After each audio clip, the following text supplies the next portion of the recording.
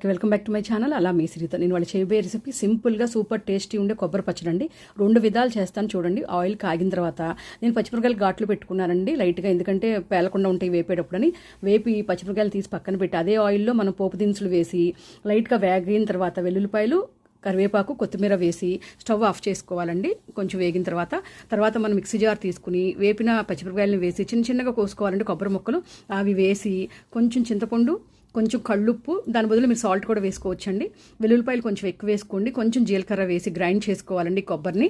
తర్వాత ఈ కొబ్బరి గ్రైండ్ అయిన దాన్ని ఈ పోపు పెట్టాక దాంట్లో వేసి మిక్స్ చేసి రెడీ అయిపోయిందండి కొబ్బరి పచ్చడి. దీన్నే ఆఫ్ చేసుకోవాలండి 2 పార్ట్స్గా.